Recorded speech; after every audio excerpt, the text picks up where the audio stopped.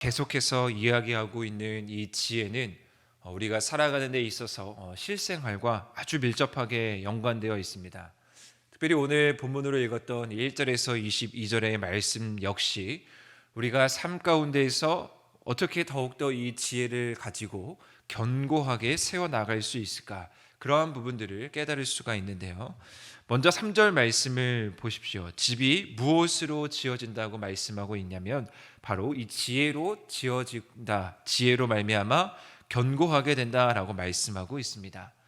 집이 이 지혜로 지어진다라는 것은 어떤 것을 의미하냐? 집이 어떤 건물의 형태, 외형적인 모습을 일컫는 것이 아니라 그 집 안에 있는 한 사람의 어떤 인생을 의미하는 것이 바로 집입니다.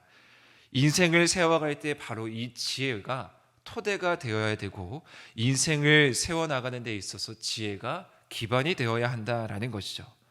지혜로 집을 세우고 명철로 집을 세우고 그 안에 있는 방들을 지식으로 가득 채우는 사람만이 귀하고 아름다운 보배를 얻을 수 있다라고 잠언서는 이야기하고 있습니다.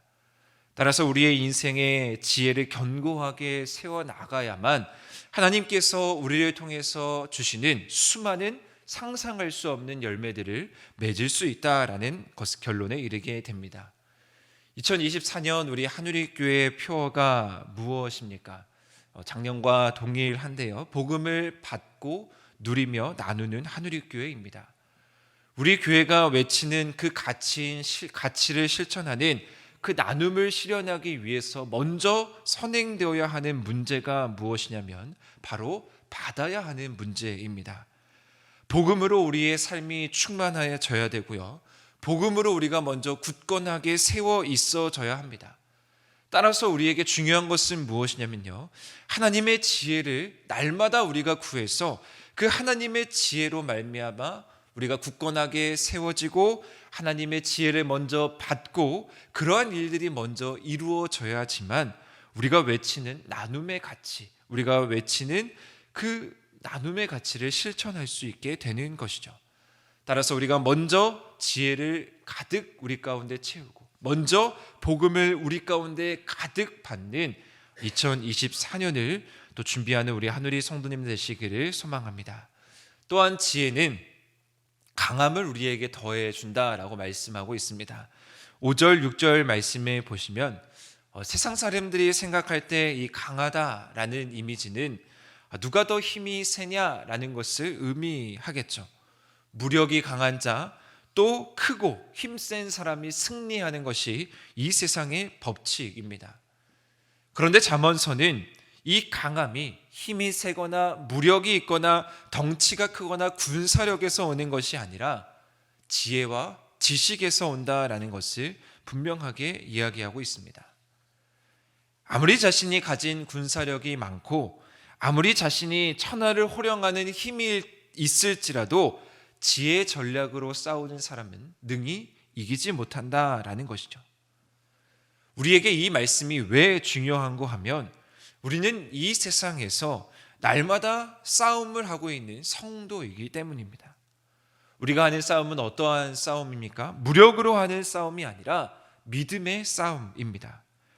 그리고 우리가 싸워야 하는 대상은 어쩌면 세상적인 시각으로 봤을 때 우리보다 훨씬 강한 힘을 가진 자들과 싸우는 싸움입니다. 따라서 날마다 우리에게 필요한 것은 무엇이냐면 바로 오늘 본문에서 이야기하고 있는 지혜의 전략이겠죠. 지혜의 전략이 우리 성도 가운데 바로 세워지지 않으면 힘센 사람 앞에서 무릎을 꿇고 굴복할 수밖에 없습니다. 수많은 유혹이 우리 가운데 공격을 하고 수많은 여러 가지 우리를 넘어뜨리려고 하는 사단의 계교 앞에서 우리가 지혜를 올바르게 갖추지 않으면 넘어지고 굴복할 수밖에 없다라는 것이죠. 따라서 오늘도 우리가 믿음의 싸움을 넉넉하게 이기기 위해서는 우리 안에 지혜를 바로 세우고 지식으로 가득 채워야 합니다. 그때 우리는 유혹과 여러 가지 사단의 계교를 이기고 바로 설 수 있게 되는 것이죠. 따라서 지혜로운 자는 우리 모든 것을 주관하시고 바라보시고 통찰하시는 하나님 앞에서 자연스럽게 올바르게 행동할 수밖에 없는 결론에 이르게 됩니다. 12절 말씀에 보시면 이러한 표현이 있습니다. 하나님께서는 우리의 마음을 저울질하십니다. 즉 항상 올바르게, 항상 바르게, 항상 지혜 있는 자의 모습으로 행동하라고 권면하는 것이 오늘도 여전히 우리에게 하시는 하나님의 모습입니다. 우리가 아침에 출근하기 전에, 우리가 아침에 어떤 일을 시작하기 전에 거울에 비친 자신의 모습을 보며 용모를 단정하게 가꾸는 것처럼 우리의 모든 것을 하나님 앞에 내려놓고 우리의 속 내면까지 저울질하시고 다 바라보시는 하나님의 관점으로 하나하나씩 아름답게 고쳐나가는 사람입니다. 하나님께서 우리의 마음을 통찰하고 계심을 인정하고 그분의 공의에 맞게, 그분의 생각에 맞게 행동하는 것입니다. 우리는 이 12월 대강절을 보내고 있습니다. 우리가 예수 그리스도의 소망을 전하는 방법은 우리가 지혜자로서 먼저 바르게 살아가고, 먼저 견고하게 세워져 가고, 또 더불어 더 나아가서 그러한 삶이 우리 가운데 자연스럽게 나올 때 우리는 예수 그리스도의 소망을 전할 수 있는 삶을 살아갈 수 있게 되는 것입니다. 어떠한 대가를 바라고 어떠한 보상을 바라는 것이 아니라 우리가 그저 의지하는 말씀은 무엇이냐면요, 이 12절 마지막 말씀처럼 그저 하나님께서 각 사람의 행위대로 보응하신다라는 말씀, 그 말씀을 붙들고 우리는 예수 그리스도의 소망을 전하는 것이죠.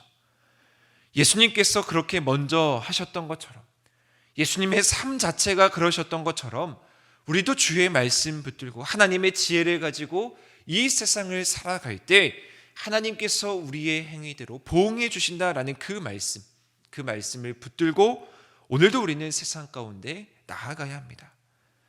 그래서 우리는 송이꿀과 같이 지혜에 비유된 이 말씀을 붙들고 이 지혜를 많은 사람들에게 전해줄 수 있어야 됩니다. 13절 말씀에 보시면요, 지혜가 이 송이꿀에 비유되어 있습니다.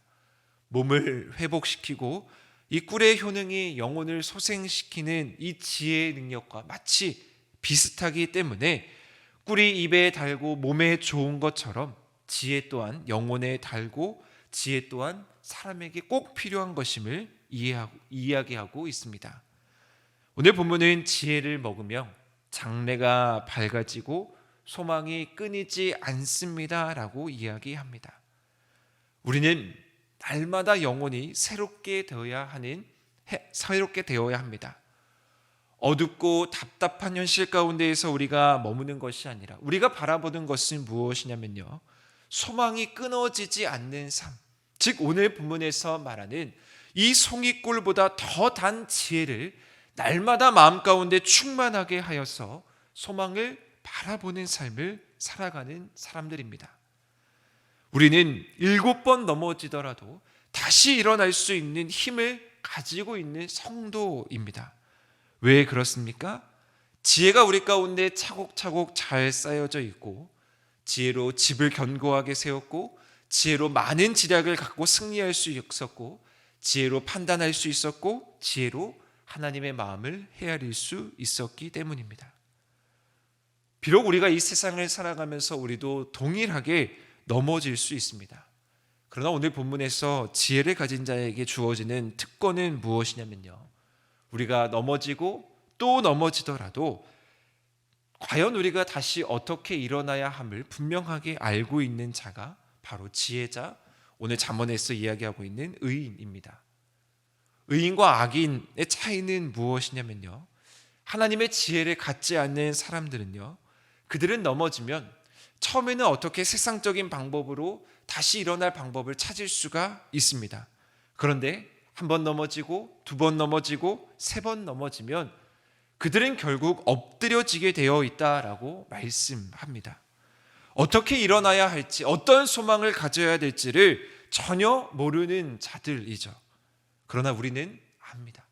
우리의 소망이 무엇이고, 우리가 다시 어떻게 일어날 수 있고, 우리가 다시 무엇을 바라봐야 하는지를 분명하게 안다라는 것이죠. 그렇기 때문에 우리는 이 송이꿀을 우리만 갖고 있는 것이 아니라 많은 사람들에게 전해줄 수 있어야 됩니다. 쓰러지고 낙심한 자가 있다면 그들이 어떻게 다시 일어날 수 있는지를, 그들이 어떻게 다시 소망을 가질 수 있는지를 우리가 무엇을 진정으로 바라봐야 우리가 어떻게 회복될 수 있는지를 전해줘야 하는 것이죠. 그렇기 때문에 자연스럽게 우리는 오늘 본문 말씀과 같이 원수가 넘어질 때 즐거워하지 말고 엎드려질 때 마음에 기뻐하지 말아야 합니다. 사실 인간적인 마음에서 우리가 미워하는 사람, 우리의 원수가 잘못되는 소식을 들었을 때 기쁠 수 있습니다. 그것이 솔직한 인간적인 마음입니다. 그러나 오늘 말씀에서 경고하고 있는 것은 무엇이냐면 우리가 만약에 그러한 마음을 먹는 순간 우리도 그들과 똑같은 사람이 될 수 있다라는 것을 경고합니다.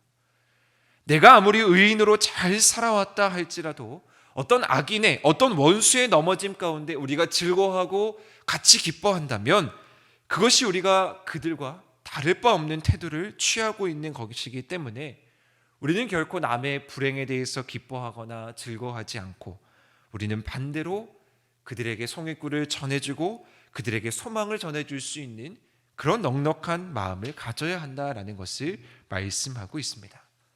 같은 맥락으로요, 오늘 1절 말씀과 또 마지막 부분에 나오는 말씀에 반복되는 말씀, 악인의 형통함을 부러워할 필요도 없습니다. 악인이 무언가를 잘못하고 그것으로 인해서 잘 되는 것에 대해서 우리가 부러워하거나 분을 품을 필요도 전혀 없다라는 것이죠.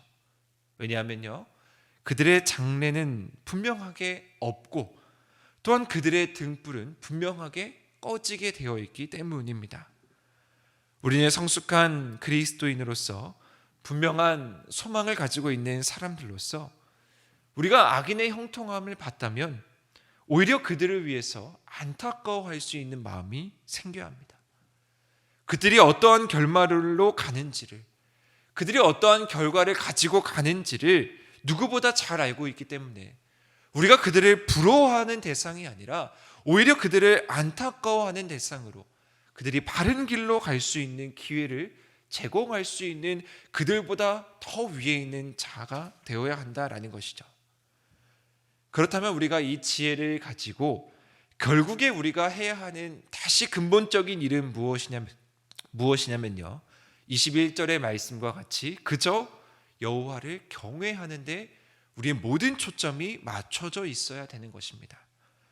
왕 대신 그분을 높여드리는 일, 하나님을 높여드리고 예수 그리스도를 높여드리는 일, 또한 우리만 예배하는 것이 아니라 모두가 하나님을 예배하는 그 날이 되기를 고대하면서 하나님을 경외하고 하나님의 지혜를 사모하는 우리 하늘의 모든 성도님들이 되어야 합니다. 하나님을 알지 못하는 영혼, 하나님을 두려워하지 않는 사람들에게 하나님을 경외할 수 있는 방법을 전해주고 하나님을 두려워할 수 있는 방법을 전해줄 수 있어야 한다라는 것이죠. 우리가 성탄의 기쁜 소식을 기다리고 있는 이 시간, 우리가 사랑하는 한 영혼이라도 더욱 하나님을 경외하게 하는 것, 하나님의 지혜를 전해주는 것, 그것에 힘쓰는 오늘 하루 되시기를 주님의 이름으로 소망합니다. 그래서 많은 사람들이 넘어지고 쓰러지고 좌절하는 것에서 끝나는 것이 아니라 다시 한번 일어날 수 있는 힘을 전해줄 수 있는, 우리가 만나는 모든 사람들에게 이 소망을 전해줄 수 있는 귀한 하루 되시기를 주님의 이름으로 간절히 축원드립니다.